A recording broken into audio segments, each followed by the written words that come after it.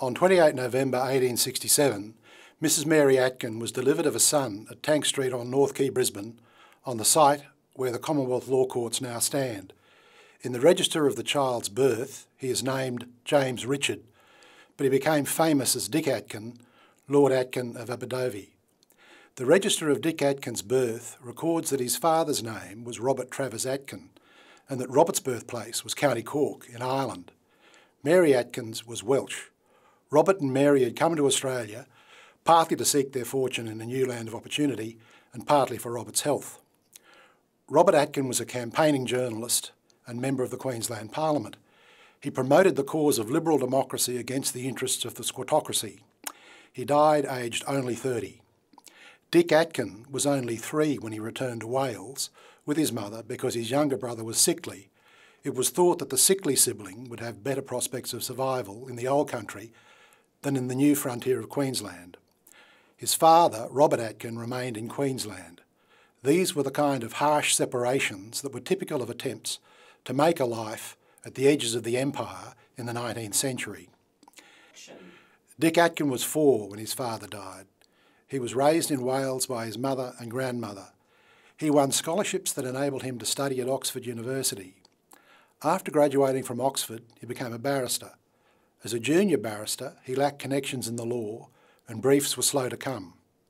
However, Atkin's brilliance and work ethic were recognised, and he became a successful barrister and then a great judge. We Queenslanders are inordinately proud of Dick Atkin's Queensland origins. It might be thought that it's a little unreasonable, even churlish of us, to claim Dick Atkin as one of our own, but we Queenslanders recognise no equal when it comes to churlishness. More relevantly, Lord Atkin's judgments are suffused with the liberal outlook of his parents and an intellectual adherence to the causes of the people as opposed to the conservation of the privileges of the rich and powerful. Our Queensland geographical and historical links with Dick Atkin are visible signs of a deeper and indeed more important intellectual connection which binds all lawyers who speak the language that Shakespeare spoke. Lord Atkin's famous judgment in Liversidge and Anderson was a ringing blow for liberty and equality under the rule of law, and perhaps most importantly for those of us who speak the language that Shakespeare spoke, for the integrity of the English language itself. But it was his decision in Donoghue and Stevenson, delivered in 1932, for which Dick Atkin is most celebrated. This great decision, in its proclamation of the neighbour principle, was a masterpiece of the synthesising technique of the common law.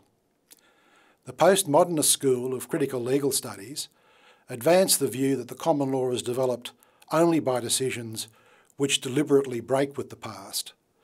They claim Atkin as a hero. He famously said, of course, when these ghosts of the past stand in the path of justice, clanking their medieval chains, the proper course for the judge is to pass through them undeterred. United Australia Limited and Barclays Bank, 1941 appeal cases 1 at 29. But in truth, the genius of Atkin and the genius of the common law is to match justice today and legal continuity with yesterday. Because if our decisions today are no more than the erasing of yesterday's error, the common law would not be worth much. It certainly would not be worth fighting for. To the extent that there was something new in the decision in Donoghue and Stevenson, it was in its articulation of the unifying neighbour principle. This principle has its inspiration in the deepest values of the Judeo-Christian ethic, that in many ways each of us is indeed our brother's keeper. The articulation of the neighbour principle is, it's fair to say, the closest that the common law, so vigilant and successful in the protection of liberty and equality, has come to a proclamation of its commitment to the value of fraternity. Some Australian lawyers are uncomfortable about our ongoing reliance upon English decisions to elucidate the common law as it develops here.